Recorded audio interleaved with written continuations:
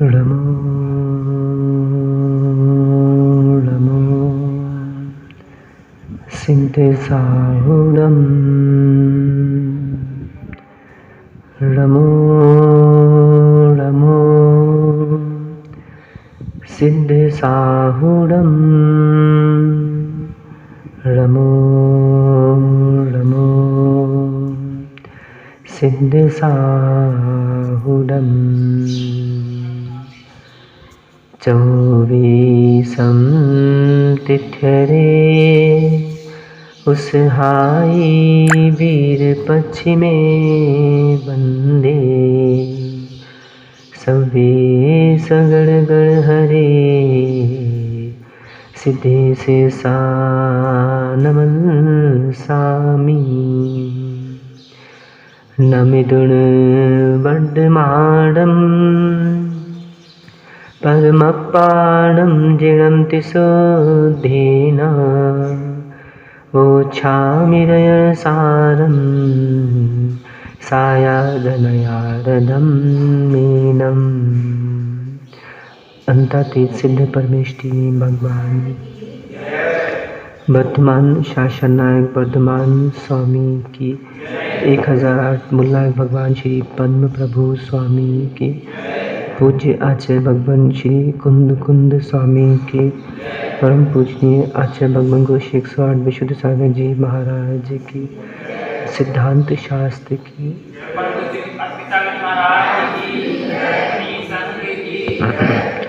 भवबंधु हम सभी श्री पद्म प्रभु स्वामी के श्री चरणों में शिव श्री की प्राप्ति के लिए श्री जिन देशना का श्रवण कर रहे हैं। जीवन का कोई सार है तो वह सार है। इसकी प्राप्ति जिसने की है, निर्वाण की प्राप्ति उसने की है। इस संसार में अनेकानेक जीव हैं। जीवों की संख्या ग्रहण करें तो अनंत अनंत जीव हैं। कोई पेड़ है, अनेक अनेक पर्याय को प्राप्त है। कोई पानी की पर्याय में अपना जीवन व्यतीत कर रहा है। कोई वनस्पति वृक्ष बन गया, अपना जीवन बिता रहा है। कोई जीव त्रस्त का प्राप्त होने के बाद भी 2 इंद्री बन गए। अपन देखते हैं कितने सारे कीड़े मकोड़े बेचारे, एक पानी गिरता है और सबके सब खत्म हो जाते हैं। इसलिए श्रावकों से एक बात बता दूं मैं, कभी भी घर में गार्डनिंग मत करना। जिनको ये पेड़ पौधे लगाने की रुचियां हैं, तो देखो पेड़ पौधे तो लगा दोगे, पेड़ पौधे लगाने के बाद उसमें कभी भी पानी डालते हो तो क्या छना पानी डालते हो, क्या प्रासुक पानी डालते हो? एक बात, उन जलकायिक जीवों का घात हो रहा है। दूसरी बात, जब भी प्राणी पानी डालता है तो कभी जाके गमलों में झांक के देखा है कहीं सूक्ष्म जीव तो नहीं है, चींटी वीटी तो नहीं है? उसने तो क्या किया, उठाई सटक चालू की और उठा के पानी डाल दिया, सब जीवों का घात हो गया। इसलिए जितने लोगों को गार्डनिंग का शौक़ है वो अपने घरों से गार्डनिंग पूरी अलग करके मार्बलीकरण कर दें, तो इससे वो जीव घात ना होगा। तो देखिए कितने सारे ऐसे जीव हैं जो अपना जीवन यापन कर रहे हैं। चींटी बने, एक गाड़ी निकली, पूरी चींटियों के झुंड मर गए। इसलिए बरसात में ज़्यादा गाड़ियों में घूमना नहीं। दूसरा, कुछ ऐसे जीव हैं जो मक्खी बन गए, मधुमक्खी बन के जीवन जी रहे हैं। बताओ, एक आदमी आया, उसने मिट्टी तेल लगाया और पूरी की पूरी मधुमक्खियों को एक साथ मार दिया। कुछ जीव मच्छर का जीवन बन के जी रहे हैं। मच्छर आते हैं और बेचारे लोगों ने ऑल आउट लगाई और कछुआ छाप लगाया, क्या क्या लगाया, तो पूरे मच्छर के मच्छर एक साथ में घात हो गए। और कुछ तो इतने निर्दयी हैं, मैं उनको क्या बताऊं। मतलब बदला लेने का भाव है, मैं समझ रहा हूं, पर बदला भी बराबरी का लो ना भाई। एक मच्छर ने आके एक बूंद खून पिया, तो तुम्हें क्या करना था, उसका भी खून पीना था, एक बूंद। उसने एक बूंद खून पिया और तूने उसको चट से मार दिया, पूरा मच्छर खत्म हो गया। बताओ, अब बताओ, मच्छर श्रेष्ठ कि मनुष्य श्रेष्ठ? मच्छर जान नहीं ले रहा उसकी। एक 4 इंद्रिय जीव मात्र आके उसने अपना डंक उसमें शरीर में डाला और एक बूंद इसका खून पी गया, और इस मूर्ख ने उससे ऐसा बदला लिया कि उसे सीधा चट से मार दिया, उसकी जान ले ली। मतलब एक मनुष्य मच्छर से भी गया बीता हो गया। सोचो, बताओ कितने लोग आज ऐसा नियम ले रहे हैं कि मच्छर नहीं मारेंगे। विचार कर, अंश मच्छर नहीं मारे। एक बार सुने सुने, अरे संसार में इतने निर्दयी प्राणी अभी देखा कितना। अपन कुएं से बाहर तो निकलो। ये लोगों मच्छर वच्छर मारने को बहुत से लोग हिंसा भी नहीं मानते, बोले इसने हमको क्यों डसा, हम इसे मारेंगे। एक बार एक घर की बात थी, गए थे एक जगह घर में, तो दीवार में अच्छे लाल रंग से पुती हुई थी दीवार, एक पिलर था। तो हमने बोला कि कितना अच्छा पेंट लगा है, क्या है ये? बोले कुछ नहीं महाराज जी, मच्छर को मारा और ऐसे लाइन बना दी, तो खून के निशान है मच्छर के। सोच, तो कम से कम जिनको बदला लेने का भाव है अपने जीवन में, मैं उन प्राणियों से बोल रहा हूँ जो अपने जीवन में बदल गए हैं और बदल लेने के भाव रख रहे हैं, तो मेरे भाई कम से कम मच्छर तो मत मारो। बेचारे उसने तो एक बूंद चूसा है और उसकी जान ले ली। तो सोचो कैसी पर्याय है ये मच्छर की। नदियों में, तालाबों में लोग जाके दवाइयाँ छिड़क देते हैं और सबके सब एक साथ मर जाते हैं। कुछ ऐसे भी जीव हैं जिन्होंने 5 इंद्रिय पर्याय को प्राप्त कर लिया। देखो गैया बन के घूम रहे, एक डंडा आदमी उठा के कोई भी मार देता है, उठा के पत्थर मार देता है, उठा के डंडा मार देता है, जो मन में हुआ वो उठा के मार देता। सुअर को देखो, एक सुअर भी 5 इंद्रिय जीव है, अपना जीवन जी रहा है, बेचारा मल खाता है। सोचो, अच्छा भोजन भी नहीं कर सकता। ये चिड़िया कबूतर आकाश में उड़ रहे हैं, तार पे बैठे, करंट लगा, ख़त्म हो गए। कितने सारे जो जंगलों में बाघ हैं, वो तो अच्छा है कि सरकार की नीति है कि भाई जो भी इनको मारेगा उसको सज़ा दी जाएगी, मासूम प्राणियों को। पर क्या करें, निर्दयी प्राणी छोड़ता नहीं है। तो ऐसे ऐसे जीव संसार में रह रहे हैं। अब मात्र एक मनुष्य ही ऐसा है जो चाहे तो कितना ऊपर जा सकता है। और अब ये सामायिक किया करो, मैं मनुष्य हूं। अभी बहुत से लोगों को ये पता ही नहीं कि मैं मनुष्य हूं। वास्तव में जो जीव प्रतिदिन भगवान का अभिषेक पूजा करने आ रहे हैं और साधुओं को दान दे रहे हैं, स्वाध्याय सुन रहे हैं, पढ़ रहे हैं, वास्तव में यही लोग जीवित हैं। बाकी लोग तो मुर्दे का जीवन जी रहे हैं अपना। इनको पता ही नहीं कि हम मनुष्य हैं, क्योंकि यदि मनुष्य होते तो मनुष्य की क्रिया करते दिखते। यदि मनुष्य होते हुए कोई व्यक्ति भगवान का पूजा अभिषेक नहीं कर रहा, इसके दोनों हाथ दिए भगवान ने, दोनों पैर दिए, इसको मुख दिया है भगवान का जय बोलने का, कोई व्यक्ति 2 हाथ पांव होते हुए साधु को दान नहीं देता, कोई व्यक्ति आंखें होते हुए जिनवाणी को नहीं पढ़ता, साधु का दर्शन नहीं करता, कोई व्यक्ति जिसके पास हाथ है साधु का बय्यबत्ती नहीं करता, तो ये इसके ऊपर मनुष्य पने का एक चिन्ह है कि ये वास्तव में मनुष्य है कि नहीं। तो यहाँ पे ये कह रहे हैं कि जब इतने सारे जीवों में मनुष्य ही एक ऐसा प्राणी है जो अपना कल्याण कर सकता है और मैं मनुष्य हूँ। देखें, संसार में 3 प्रकार के प्राणी पाए जाते हैं, उसकी व्याख्या मैं कर देता हूँ, क्योंकि जो हमारा विषय चल रहा है शुभ भाव, गाथा नंबर पता था ना 55-56।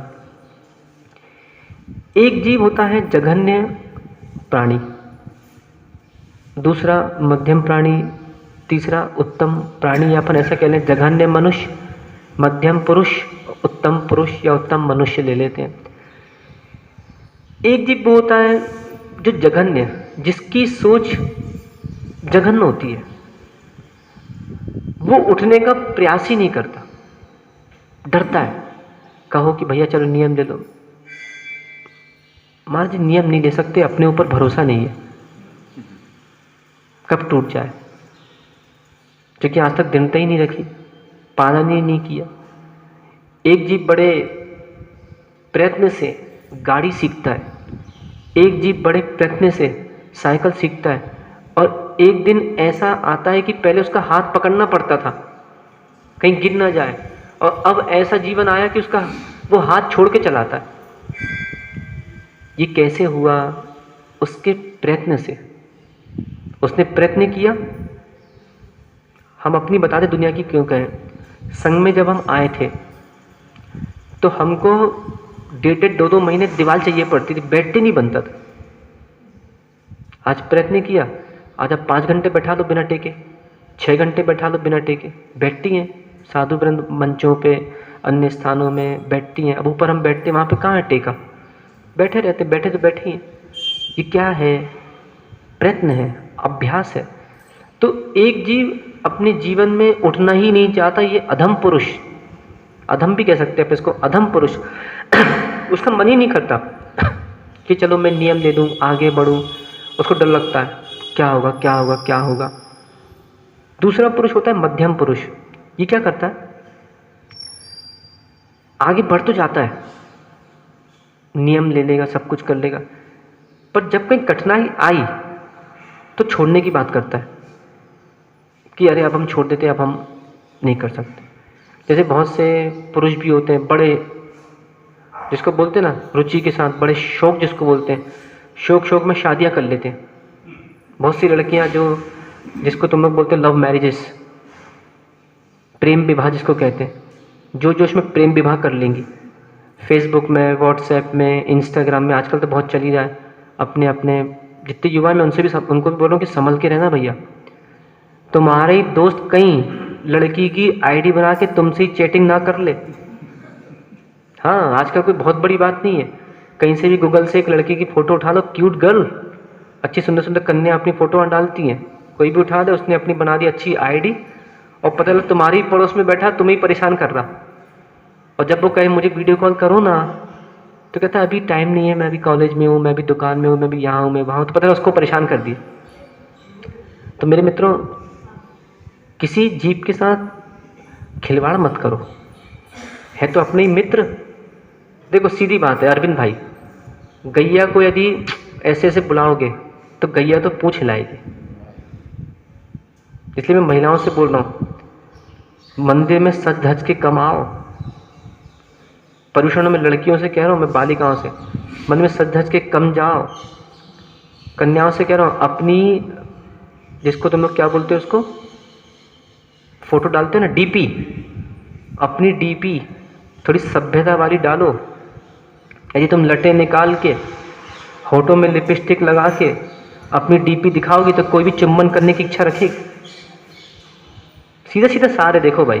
और फिर अब माना तुमने अच्छी अपनी डीपी डाल दी, अच्छी ऊपर से कॉलर थोड़ी नीचे कर ली ताकि थोड़ा बदन दिख जाए हमारा। नहीं, बहुत सी महिलाओं को, मैं शुद्ध हिंदी में बोलो ना, बहुत सी महिलाओं को ब्लाउज तक पहनने नहीं आते। इतनी बड़ी हो गई तो इनको अपने जैसे लगता है जैसे वो, कभी जिम गए हो, जिमनेस्टियन जो होते हैं जिम करते हैं, वो लोग अपने अपने टी शर्ट्स पहनते हैं टाइट वाली, जैसे बहुत सी महिलाएं जिम का असर दिखाती है। ब्लाउज भी पहनेंगी तो बिल्कुल ऐसे कंधे तक, आधी बिल्कुल टाइट, और साड़ी का पल्लू और ऊपर कर लिया ताकि हमारे एक स्वामी के अलावा और भी हमारे प्रेमी स्वामी देख सकें हमको। विचार करो, अरे कम से कम थोड़ा नीचे तक पहनो, ढीला पहनो, अच्छा लगेगा। तो मैं उन बालिकाओं से कह रहा हूँ कि देखो, यदि तुम डीपी डालोगी, ये तुमने कहीं रील बना के अपना श्रृंगार दिखाया और अगला कहीं आ गया, ये बात गलत लगती है मुझे बहुत शावकों की, कि गैया को तुमने बुलाया और गैया कहीं द्वार पे आके तुम डंडा मार के भगा दिया। तो मेरे भाई बुलाया क्यों था? जब कन्या को मालूम है ये वाली बात कि मैं यदि अपनी डीपी सुंदर डालूंगी, मैं यदि इंस्टाग्राम में अपनी फ़ोटो अच्छी डालूंगी, मैं यदि व्हाट्सएप में किसी को hi hello miss you love you फलाना ढिमका डालूंगी, तो वो तो तुम घास डालो वो तो खाएगा। और फिर उसके बाद कर लिया, अब बेचारे अपने भाई को बता दिया, अब अपने मामा को बता दिया, अब अपने चाचा को बता दिया, अपने दीदियों को बता दिया, बेचारे गुंडे बुला के उस लड़के को पिटवा दिया कि क्या है ये। पहले तुमको मजा आ रहा था, पहले किसी को बुलाया और बुला के फिर पिटवाई, तो बहुत गलत बात है कि मेहमान को बुलाओ और खाना मत दो। आपने किसी को काट दिया कि अतिथि आपको 7 बजे आना है, अब अतिथि तो आ गया तैयार होके और तुमने उसके लिए थाली नहीं लगाई, तो ये कैसा नियम है। तो इसलिए वो विषय आया है, इसलिए मैं बोल रहा हूँ कि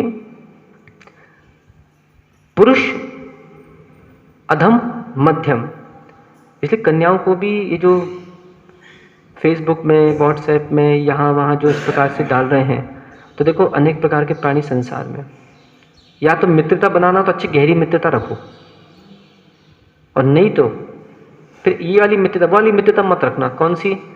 तू नहीं तो कोई और सही, कोई और नहीं तो कोई और सही। तो ये जो जीवन है, देखो खासकर मैं युवाओं से कह रहा हूँ और खासकर लड़कियों से भी कह रहा हूँ कि देखो, यदि किसी लड़के को मिले या किसी युवा ने किसी लड़की को मिला और कहीं बाद में उसने नियम ले लिया कि यदि मेरी इससे शादी नहीं होगी मैं जहर खा लूँगी, तो लेने के देने पड़ जाएंगे।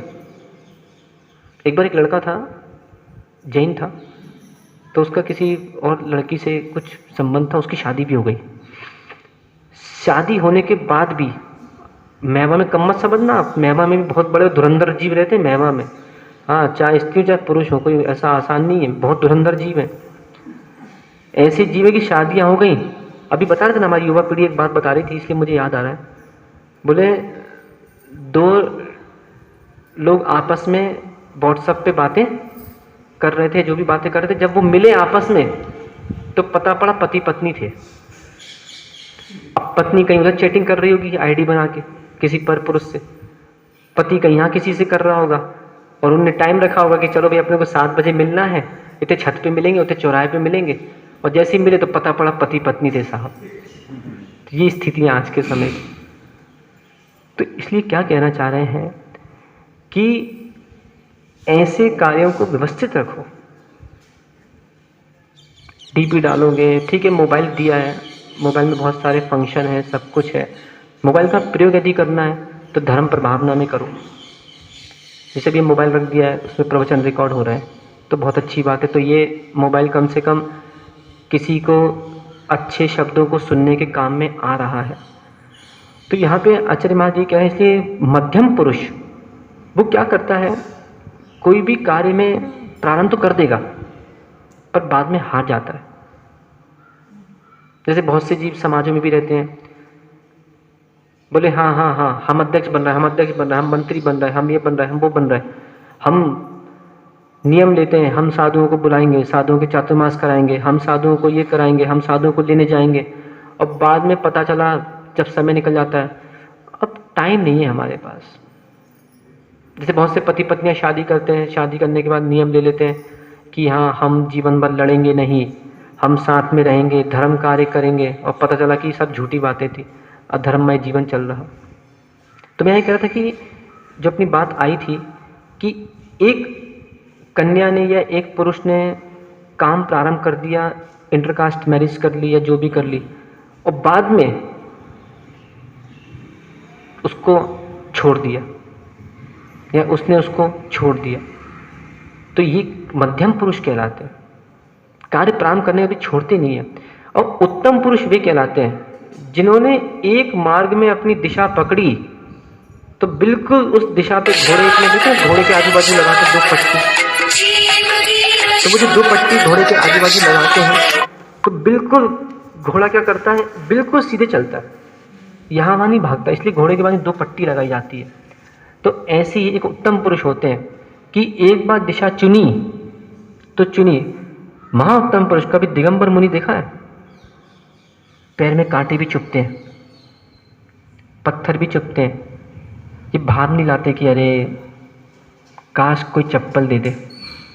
कभी महबा में किसी चप्पल तो नहीं मांगी ना हमने, कहाँ मांगी कि यार ईशु चप्पल ले आना, तो सुबह जंगल आएंगे और आके पे धीरे से ले जाना, कभी नहीं बोलते। कभी ठंड भी लगती है तो दिगंबर मुनि कभी ये नहीं कहते कह रहे सुनील कुमार जी थोड़ा एक काम करना, कमरे में कंबल रख देना, तो रात को 2 कंबल चाहिए, थोड़ा सा डिग्री टेम्परेचर 17 डिग्री टेम्परेचर है, नहीं चटाइयाँ जितनी। तो ऐसे संसारी प्राणी उत्तम पुरुष हुआ करते हैं। ऐसे ही एक जीव ने 5 इंद्रिय पर्याय को प्राप्त किया, उत्तम पर्याय को इसने प्राप्त कर लिया, और उत्तम पर्याय को प्राप्त करने के बाद भी यदि जिनागम के स्वरूप को ना समझे और ये ना जाने कि मैं कौन हूँ, मैं जीव तत्व हूँ। एक संक्षिप्त उदाहरण यदि हम तत्वों के बारे में देखें, आचार्य महाराज यहाँ पे जो कह रहे हैं, तच्च वस्तु का वह स्वभाव। कल हमने देखा था तत्व व अर्थ, तत्वार्थ। वस्तु का वह स्वभाव जैसा है उसको तत्व कहा गया है। जैसे देखें, जीव तत्व, अजीव तत्व, आश्रव तत्व, संबद्ध तत्व, निर्जरा तत्व, मोक्ष तत्व, ये 7 प्रकार के तत्व आगम में कहे गए हैं। इसको एक संक्षिप्त उदाहरण से देखा जाए तो मानो सुनील कुमार ने भोजन का न्योता दिया, 100 लोग भोजन करने आए, जगह उतनी थी, 50 लोगों को कमरे में प्रवेश दिया। फिर 50 लोग आ गए, 50 में से फिर और 50 को उसमें प्रवेश दे दिया। तो यदि हम 50 व्यक्तियों को ग्रहण करें, 50 जो अंदर थे, भोजन करने के बाद उसमें से एक एक करके बाहर जाते रहे, और एक समय ऐसे आए कि पूरे 50 के 50 पूरा बाहर निकल गया, कमरा पूरा खाली हो गया। अब इसमें दृष्टांत यदि लें तो घर क्या है? अजीव तत्व, अचेतन। जो मनुष्य गए हैं वो कौन थे? जीव तत्व, प्राणी, चेतन। जो अंदर प्रवेश किए तो अंदर आना मतलब आश्रव तत्व। जो जीव उसमें जाके बैठ गए भोजन करने, 50 लोग बैठ गए, इसको बोलते बंध तत्व, वो रात चिपक गए, एक एक करके निकलते जा रहे हैं, इसको कहते हैं निर्जरा, मतलब एक एक करके कर्मों का झरना, निर्जरा। और पूरे के पूरे 50 के 50 बाहर निकल गए, मतलब क्या हो गया? कमरे से 50 व्यक्तियों का मोक्ष हो गया। ऐसे ही जीव तत्व चेतन है, अजीव तत्व अचेतन है। आश्रम मतलब कर्मों का आना, बंद मतलब आत्म प्रदेश पे कर्मों का बैठ जाना। क्यों बाबू भैया जी, कागज से कागज चिपकाएं कितनी देर लगेगी? बोलो ना, कागज से कागज चिपकाएं यदि गोंद या फेविकॉल लगा के, कितनी देर लगेगी? और निकालना हो तो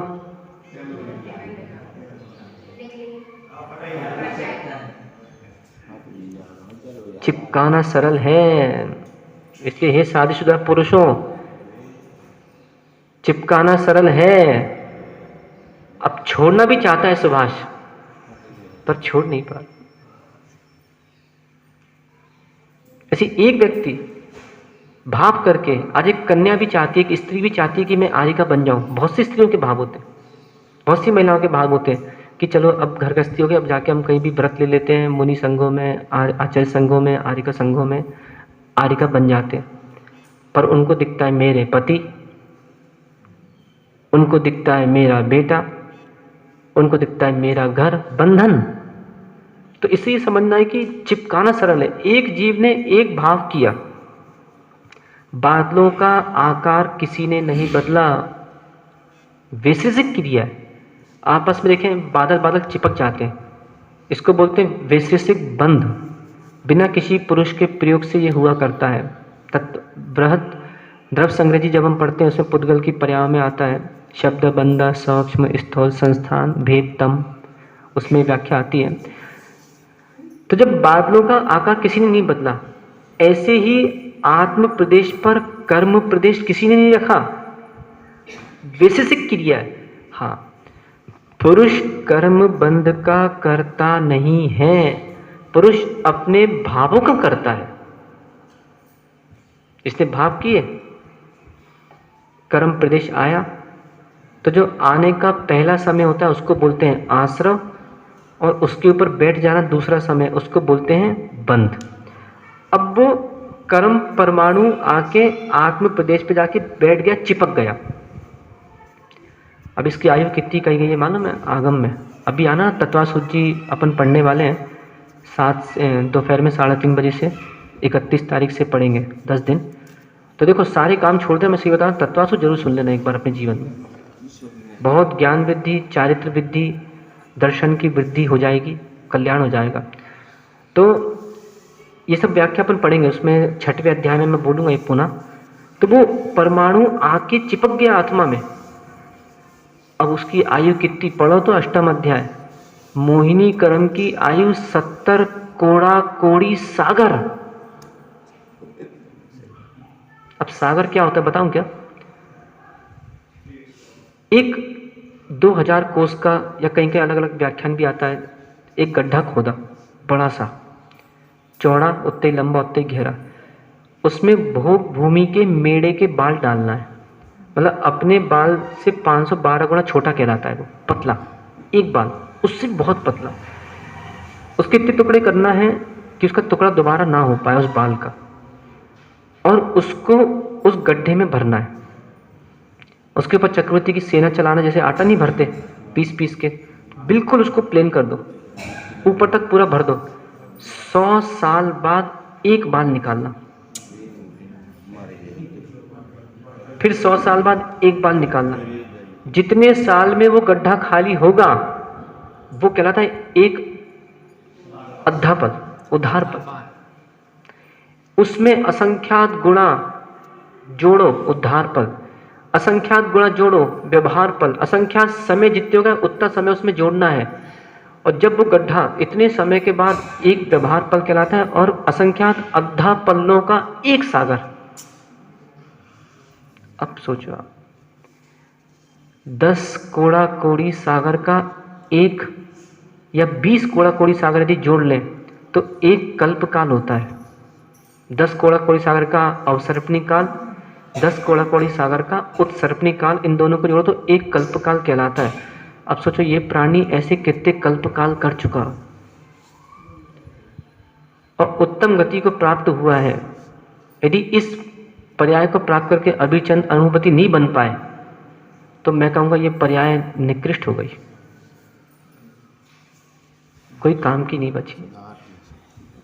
जितने पुरुष हैं जिनकी उम्र करीब 60 के ऊपर हो रही है, वे अब व्रतों का पालन करना प्रारंभ कर दें, और जिनकी उम्र आज 20 साल की है वे तो बिल्कुल घर ही छोड़ दें। आज मैं सही बता रहा हूँ, चाहे बालक हो चाहे बालिका हो, क्योंकि यदि आज 20 साल में घर नहीं छोड़ा तो मेरे मित्रों ध्यान रखना, 50 साल में मन करेगा कि अरे बहुत बड़ी गलती हो गई,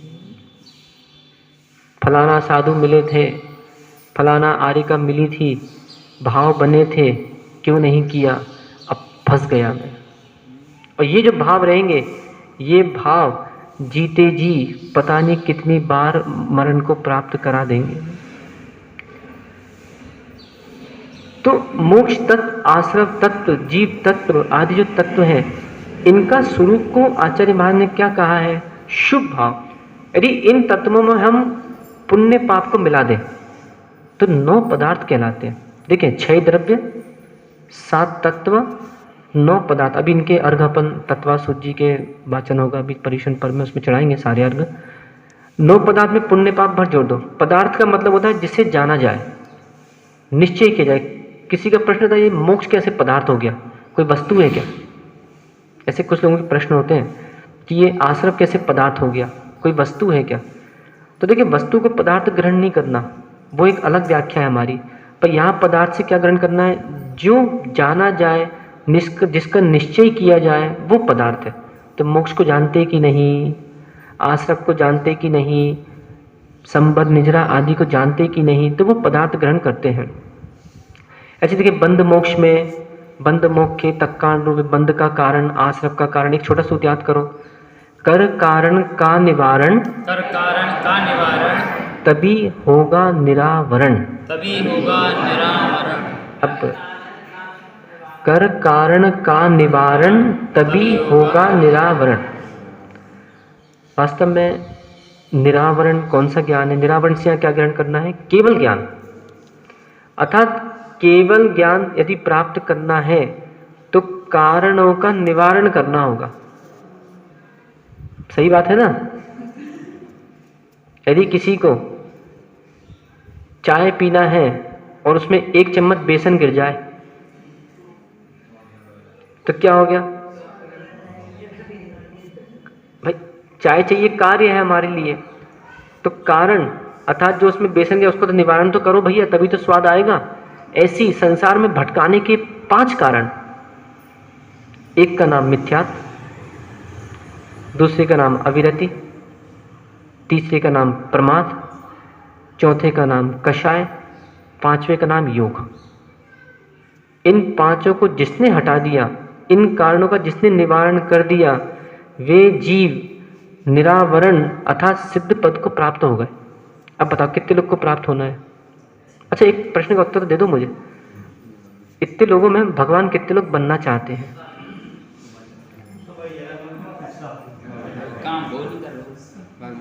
हमारी सब बनना चाहते हैं, पर क्या करेंगे? सुनेंगे जिनवाणी, करेंगे मनमानी। बन गए भगवान। अब तो मैं तो सीधे सीधे बता दिया, किसी से पूछने मत जाना।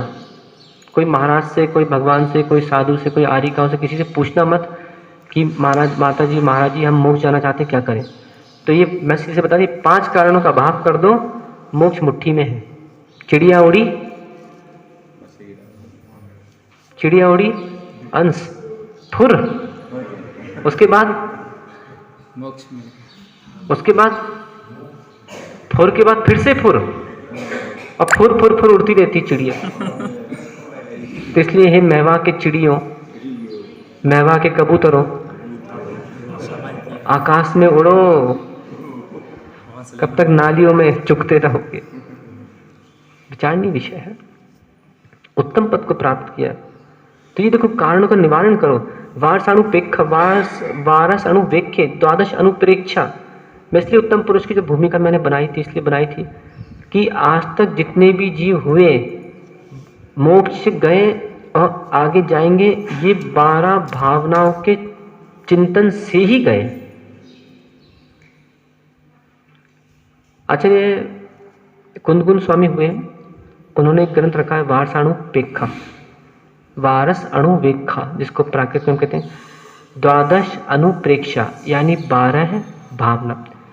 पढ़ते सब है, राजा राणा छत्रपति हातिम के अनुसार, मरना सबको एक दिन अपनी अपनी बार। और कोई इसके घर में मर जाए तो कब 6-6 दिन तक रो रहा आदमी।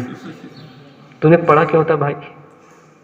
कहाँ गए चक्री जिंजीता भरत कंड सारा। और कहीं इसका 1 5 का नोट गिर जाए, फिर देखो किसका इष्ट वियोग का कितना ध्यान चलता है इसका। ताश लेके घूमा कहाँ है, विचार करो। और कहीं दूसरे का 5 रुपया मिल जाए, फिर देखो। आनंद ही आनंद। इस मोही प्राणी की कितनी तीव्र लालसा, पर पदार्थों में जो लीनता जा रही है, ये स्वद्रव्य में लीन होने नहीं दे रही। अरविंद का मन कर रहा है कि महाराज मैं दीक्षा ले लूं, मन कर रहा है, पर अभी 5 मिनट बाद जैसी सीढ़ी नीचे उतरेगा तो मन करेगा कि चलो भाई सारी इच्छाएं अपनी पूरी कर लें, तो घर जाके उसमें लीन हो जाए। मन कर रहा है कि नहीं कर रहा? घर जाके गुड़ तोल भी, गुड़ तोलते तोलते 50 साल हो गए, पर गुड़ जैसा मीठा जीवन नहीं बना पाया प्राणी। इस साल बीत गया, गुड़ खाए कि नहीं कभी? किसी ने नहीं खाओ, किसी ने नहीं। यहाँ जितने बैठे एक ने भी गुड़ नहीं खाया। गुड़ में मिठास होती है, जो ये आदमी घर में खा रहा है इसमें खटास है। शुद्ध गुड़ नहीं खाते तुम लोग, अशुद्ध गुड़ खा रहे हो। विचार। इसलिए मैंने जो प्रवचन प्रारंभ किया था कि इस संसार में अनेक जीव अपना जीवन जी रहे हैं, कैसे कैसे जी रहे हैं इस पे चिंतन करते चलो। बस रास्ते में भी जाओ ना तो देखो, चूहों को देखो, सूकर को देखो, गायों को देखो, बैलों को देखो, और ये चिंतन करो कि कल मेरी ये पर्याय मुझे मिल गई तो क्या होगा।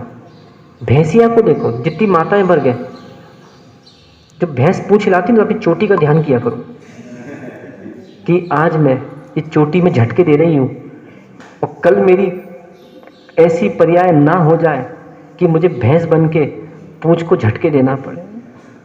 कि भैंसिया को देख के ध्यान किया करो। आज मैं चोटियों को सहला रही हूँ, घंटों घंटों आईना देख रही हूँ, कहीं कर्म ये ना कह दे कि घंटों घंटों आईना देखकर हे स्त्री तूने चोटी हिलाई थी, तुझे बड़ा शौक था, चल तुझे भैंसिया बनाता हूँ, अब पूछ हिला जीवन भर के लिए। इसलिए ज़्यादा आईने के सामने खड़े होने की आवश्यकता नहीं, ज़्यादा श्रृंगार की आवश्यकता नहीं है। सोचो तो, विचार तो करो कि एक मल जो साधु के हाथ में आ जाए तो अंतराय हो जाता है, और उस मल को आदमी घंटों घंटों सहला रहा है, हिला रहा है। विचार करो, यदि जितना मेवा के लोगों ने सिर में तेल डाल लिया ना, यदि वो पैसे इकट्ठे करते तो एक तीर्थ क्षेत्र बन जाता करोड़ों का। इतना तेल बर्बाद कर दिया आज के समय। इसलिए साहब को इस संसार में यदि निर्वाण पद को प्राप्त करना है तो ये सामायिक करो कि मैं मनुष्य हूँ, बात एक। दूसरी बात कि 5 कारण का निवारण, पूरा पुरुषार्थ, मिथ्यात्व, अवृत्ति, प्रमाद, कषाय, योग, इसमें लगा लो, और इन 5 कारणों का यदि निवारण किया तो अवश्य जीव रक्षा होगी और निर्वाण की प्राप्ति हो जाएगी। रक्षा करो जीव की रक्षा करो,